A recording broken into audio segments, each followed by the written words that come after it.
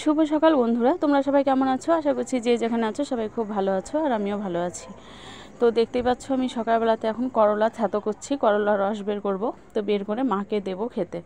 তো মায়ের সুগার কত জানো? 834। 834 সুগার মানে বুঝতে পারছো, মাথা খারাপ হওয়ার মতো ব্যাপার। তো একেবারে ধরো মানে উঠতে পারছে না, বিছানা থেকে উঠতে পারছে না, ধরে ধরে তুলতে হচ্ছে, আর সবই করে দিতে হচ্ছে, মানে একদমই চলাফেরা করতে পারছে না। তো প্রত্যেক দিন আমি আমার মতো যাই হোক চেষ্টা করছি সুস্থ করে তোলার। তো আমি এখন একটু করলা বাটছি, করলার রস করে মাকে দেবো। আর সুগারের পেশেন্টদেরকে যত তেতো জিনিস খাওয়ানো যায় ততই ভালো। আর তার সাথে তো ধরো অন্যান্য খাবার আছেই। তো আমার কাছে আছে যখন আমি আমার মতো করে চেষ্টা করি। না, করলার রসটা খেয়ে নাও, 2 বেট ওষুধ খাবা। করলার রস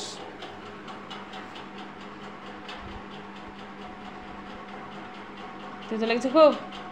হ্যাঁ লাগো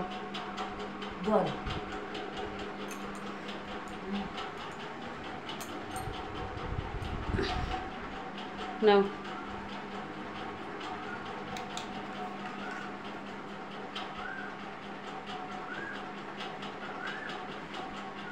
তো মেয়ে আর বড়দির মেয়ে ঘুমাচ্ছিল, তো ওদেরকেও ডেকে দিলাম। তো ওরা ব্রাশ করে উঠলো, এখন আমি চা বসিয়ে দিলাম।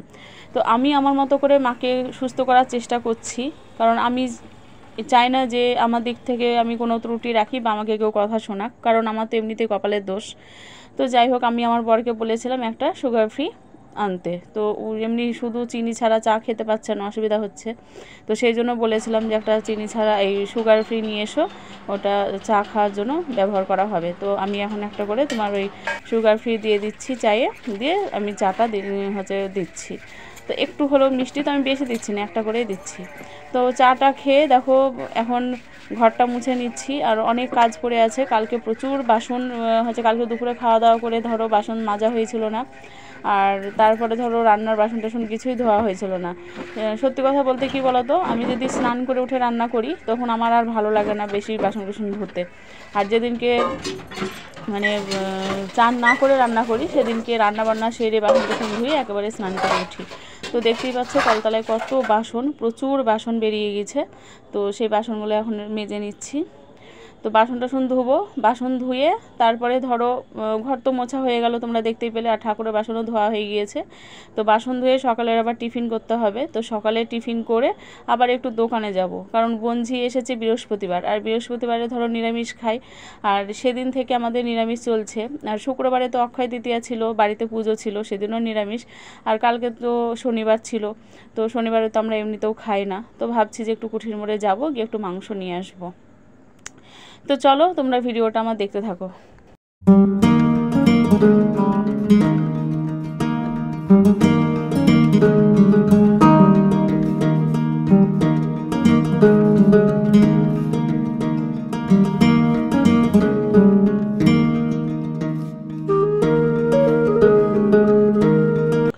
তো দেখো বাসন ধোয়া কমপ্লিট হয়ে গেছে, এখন আমি ময়দা মাখবো। আর এই যে এখানে সবজিগুলো দেখছো, ভাবলাম যে একটা শশা আছে, তো শশা দিয়ে লাফা দিয়ে আলু দিয়ে একটু তরকারি করি। তো মাকে আলুগুলো দেবো না, শুধু শশা লাফা দেবো, আর আমরা খাবো আলুগুলো। তো সত্যি কথা বলতে কি, মা কিছুই খেতে পাচ্ছে না, ভাত তো একদমই খেতে পাচ্ছে না, প্রত্যেকদিন ভাত নষ্ট হচ্ছে।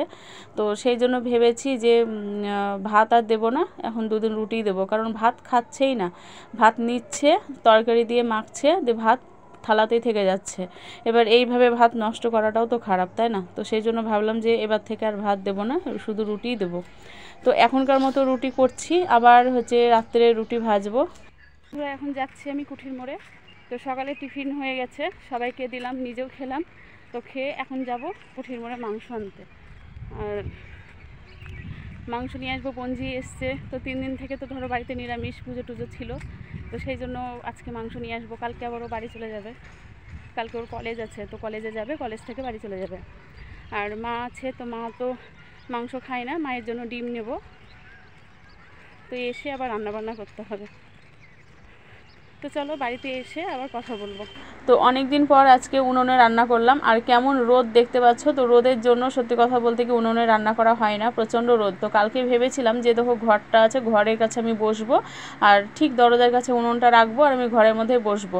তো সেই জন্য আমি এইভাবেই আজকে আমি উপরে রান্না করছি। আর মাকে বললাম যে উপরে একটু চলো, একা একা ভালো লাগবে না। তো মা এখানে এসে শুয়ে আছে আর আমি এদিকে রান্না করছি। তো সত্যি কথা বলতে কি রোদের মধ্যে কেউ রান্না করতে পারে বলো তো? তো আমি দেখছি যে গ্যাসটাও অনেক দিন হয়ে গেল, তো হচ্ছে গ্যাসটাও কখন হুট করে ফুরিয়ে যাবে, আর হুট করে ফুরিয়ে গেলে তো তখন মুশকিল, আবার সেই 1000 টাকার ব্যাপার। তো থাক, উনুনেই রান্না করি।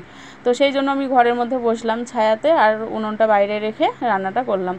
আর রান্না বান্না হয়ে গেল, তারপরে দেখো মাকে স্নান করিয়ে দিলাম, আর স্নান টান করিয়ে এখন চুলটা আঁচড়িয়ে দিচ্ছি। তো ভেবেছিলাম যে মাথায় তেল দিয়ে দেবো, তারপরে আবার তেল দিতে গিয়ে দেখছি যে মাথা চ্যাটচ্যাট করছে, তো আবার শ্যাম্পু করে দিলাম। তো এদিকে দেখো মায়ের জন্য করেছি ডিমের কারি, আর আমাদের হয়েছে দেখো মাংস। তো কি সুন্দর মাংসর কালারটা হয়েছে। আর এ দেখো আলু করলার তরকারি। তো তরকারিটা শুকনো শুকনো করে করেছি, বিনা মশলায় রান্না করেছি। আর এই হচ্ছে ভাত। তো অনেক দিন তোমাদের সঙ্গে খেতে বসাটা শেয়ার করা হয় না সেভাবে, তো ভাবলাম যে আজকে শেয়ার করি। কারণ অন্য দিন ধরো আমার বর থাকে, এবার ও সেইভাবে ক্যামেরার সামনে আসতে চায় না, তো সেই জন্য খাওয়াটা শেয়ার করা হয় না। তো আজকে ও নেই, এখনও বাড়িতে আসেনি, তো ভাবলাম যে আমরা খাচ্ছি যখন সেটা তোমাদের সাথে একটু শেয়ার করি। তো চলো, আমার ভিডিওটা ভালো লাগলে তোমরা আমার পাশে থেকো। শুভ সন্ধ্যা বন্ধুরা, চলে আসলাম একেবারে সন্ধ্যাবেলায়। তো ঘুম থেকে উঠেছি আজকে 6টার সময়তে, 3টের সময় খাওয়া দাওয়া করে 3টের সময় ঘুমালাম আর 6টার সময় উঠলাম।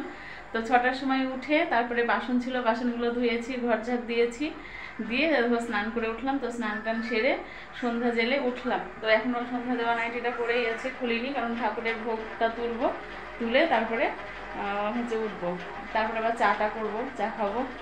তো সন্ধ্যা দিয়ে উঠে দেখো মুড়ি আর পকোড়া রেডি করে নিলাম, এটা এখন খাবো, তারপরে চা খাবো। চা খেয়ে উঠে দেখো রুটি ভেজে নিচ্ছি। আর রাত্রের হচ্ছে তড়কা বানাবো, কারণ মাংস বেশি নেই, মাংস অল্পই আছে, 4 পিস মতো। তো 4 পিস মাংস তো সবার হবে না, তো সেই জন্য একটু তড়কা বানিয়ে নিলাম, ডিম তড়কা। তো ডিম তড়কাটাও বেশ ভালোই লাগে খেতে। আর গ্যাসের কি হাল হয়ে গেছে দেখো রুটি ভাজতে গিয়ে। তো বন্ধুরা, খাওয়া দাওয়া আমাদের কমপ্লিট হয়ে গেল, আর এখন বাজে 11:15। তো ব্লগটা আজকে এখানেই শেষ করলাম। তো ভিডিওটা যদি ভালো লাগে লাইক কমেন্ট শেয়ার করে দিও, আর আমার চ্যানেলটাকে সাবস্ক্রাইব করে দিও, আমার পাশে থেকো। আবার দেখা হবে নেক্সট একটা ভিডিওতে। টাটা।